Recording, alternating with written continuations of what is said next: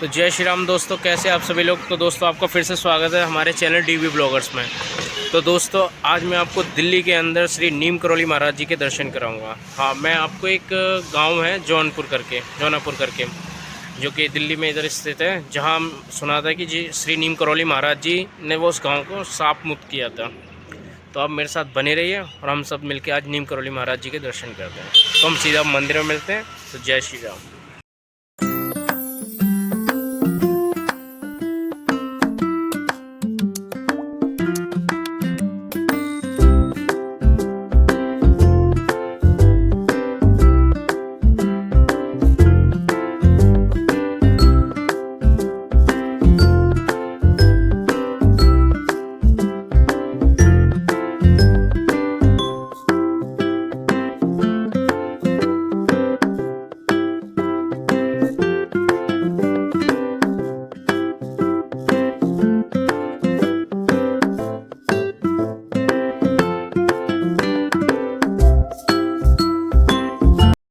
दोस्तों जैसा कि मैंने आपको बताया था, मैं श्री नीम करौली महाराज जी के आश्रम जा रहा हूँ जो कि दिल्ली में स्थित है।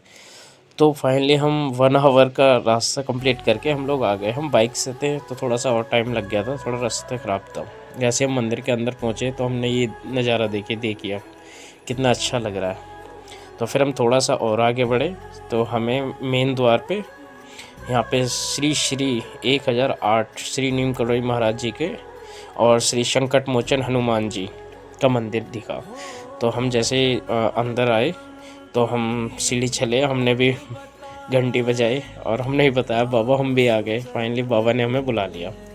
तो हम थोड़ा सा आगे बढ़े और सामने हम देखते हैं कि हमारे राम भक्त हनुमान जी की सुंदर मूर्ति यहाँ पर विराजमान थी और बड़े ही सुंदर लग रहे थे। जय श्री राम लिखा हुआ था और हमने हनुमान बाबा के दर्शन किए और उनका आशीर्वाद लिया। और जो हनुमान जी के राइट हैंड पे और श्री हनुमान चालीसा और लेफ्ट हैंड पे शंकर मोचन हनुमान का वो लिखा हुआ था दीवार पे। और साथ में इधर हमने देखा ये परिक्रमा द्वार है, इस तरफ से जाएंगे आप तो परिक्रमा है, परिक्रमा करते हैं पूरी। और यहाँ पर श्री नीम करौली महाराज जी की तस्वीरें लगी हुई थी। ये वही आश्रम है। ये गांव था तो इस गांव को कोई शाप था पानी से रिलेटेड, इतना मुझे डिटेल में नहीं पता, जो किसी ने दिया था। उसके बाद यहाँ श्री नीम करौली महाराज जी ने इस श्राप को मुक्त कराया था पूरे गांव को।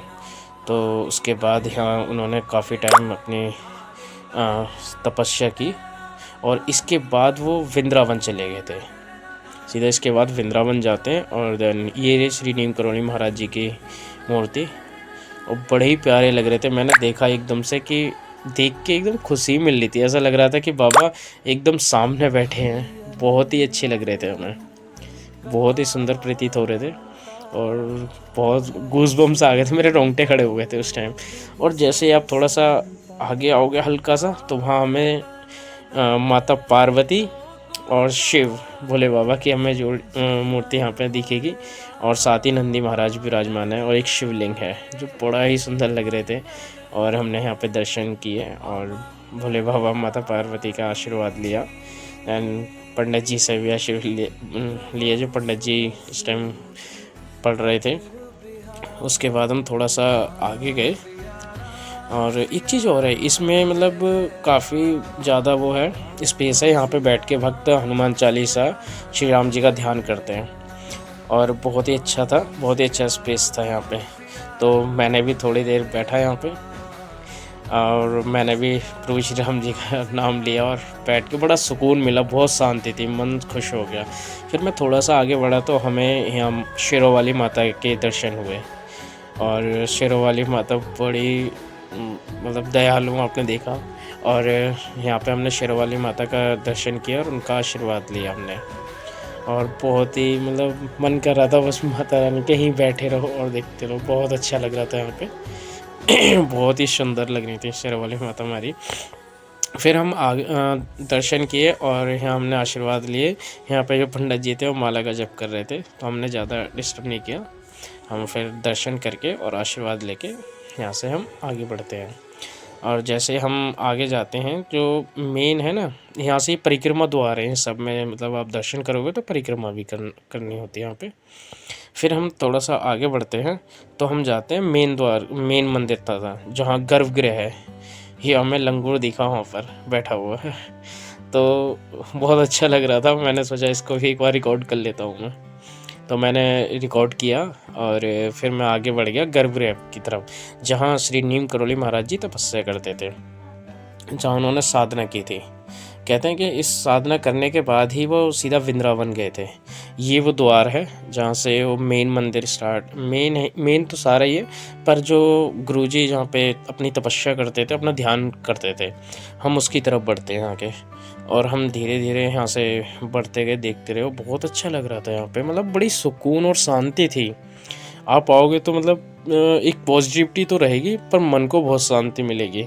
और आज के टाइम में आपको पता है मन की शांति, आदमी परेशान है बहुत ज़्यादा। फिर फाइनली भगवान के द्वार आइए तो शांति, सब कुछ भूल जाते हैं, बड़ा सुकून मिलता है। फिर हम आगे गए और जो गर्भगृह था वहाँ पे हम जाके दर्शन देख किए हमने। हमें यहाँ पे पूछा था पंडित जी से कि क्या कहाँ पे, तो उन्होंने बताया था कि जो ये जगह है यहाँ पे गुरुजी तपस्या करते थे। तो हम सामने चलेंगे तो हम आपको दिखाएंगे अभी। ये देखिए, ये मंदिर के ऊपर से, और हम अंदर आते हैं यहाँ पे। और आपको सबसे पहले देखिए कौन दिखेगा, देखते चलिए आप। तो आप आओगे तो हमने यहाँ पे घंटी बजाई और हम मंदिर में प्रवेश करते हैं। सामने हमें गुरुजी की प्रतिमा नज़र आएगी, जो बहुत ही आकर्षक, और ऐसा लग रहा था कि एक पॉजिटिव होती है ना, वो अपने तरफ खींचती है। ये सुंदरकांड बड़ा ही सुकून भरा लग रहा था, मतलब आपको मैं बता नहीं सकता। आप कुछ जाओगे और खुद फील करना इस चीज़ को कि क्या लगता है। ये देखिए आप अंदर सब लिखा हुआ है 2024 में जो भी चीज़ें हैं, क्या क्या हो रहा है, कौन से पार्ट हुए हैं, वो सब लिखा हुआ है। ये हमारे हनुमान बाबा जी द्वार पर बड़े ही प्यारे प्रतीत हो रहे थे, और ये हमारे गुरुजी। हमने दर्शन किया और सही बता रहा हूँ, मतलब दिल खुश हो गया। आप ऐसा तो कभी हो ही नहीं सकता कि भगवान के द्वार पे जाओ और तो सीरियसली हमने दर्शन किए और बहुत ही सुकून भरे पल थे। बहुत अच्छा लग रहा, मतलब एक पॉजिटिविटी इतनी हाई हो जाती है ना कि आपको मैं बता नहीं सकता। ये पंडित जी थे, इनसे हमने बात की थी, और ये श्री गुरु जी के स्त्रोत लिखे हुए हैं। तो हमने फिर ये दिखाया आपको, ये पढ़ लीजिए एक बार आप। फिर हमने द्वार की परिक्रमा की, गुरुजी की परिक्रमा करके। फिर ये जो भी महाराज जी थे उनके सबके लिखे हुए हैं। श्री गुरुदेव, यहाँ गौशाला भी है, गुरुदेव की गौ भक्ति, और क्योंकि गौ माता से बहुत प्रेम करते थे, बहुत ज़्यादा, तो उनकी देखभाल सब यहाँ पे करते थे। गुरुजी की बहुत सारी बातें यहाँ पे लिखी हुई हैं, आप देखिए।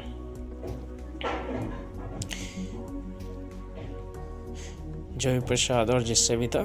फिर हम आगे चलते हैं गर्भगृह की तरफ। ये जो कुटिया है, इसमें ही श्री नीम करोली महाराज जी तपस्या करते थे उस टाइम, उन्होंने साधना की थी।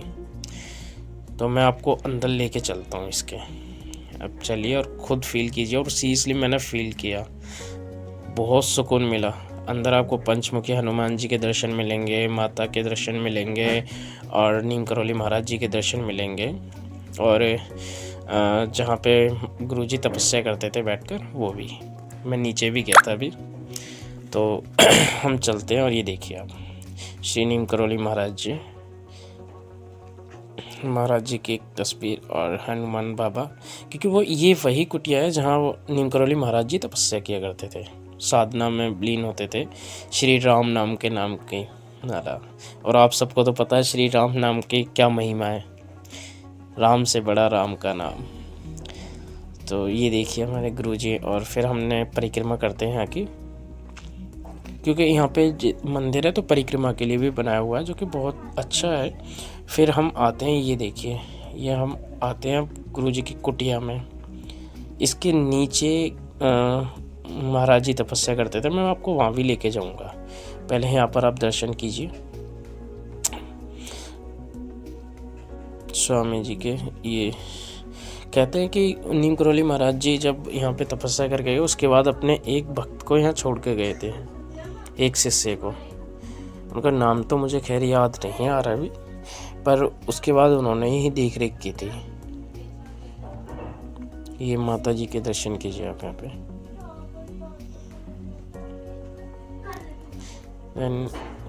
ये देखिए शेरों वाली माता, और ये कृष्णा राधा कृष्ण आपको देखने को मिलेंगे। तो फिर हम ये देखिए, ये है वो अंदर का गर्भगृह जहाँ महाराज जी तपस्या करते थे। ये बेसमेंट में नीचे बना हुआ है, तो कुछ टाइमिंग है इसकी खुलने की तो मुझे ज़्यादा नहीं पता, पर इस जगह बैठ के तपस्या किया करते थे गुरु जी।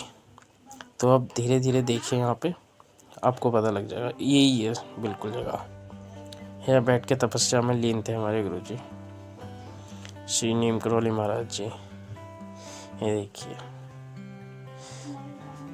फिर इसके बाद हम ऊपर आते हैं जहाँ हमें पंचमुखी हनुमान जी के दर्शन मिलते हैं।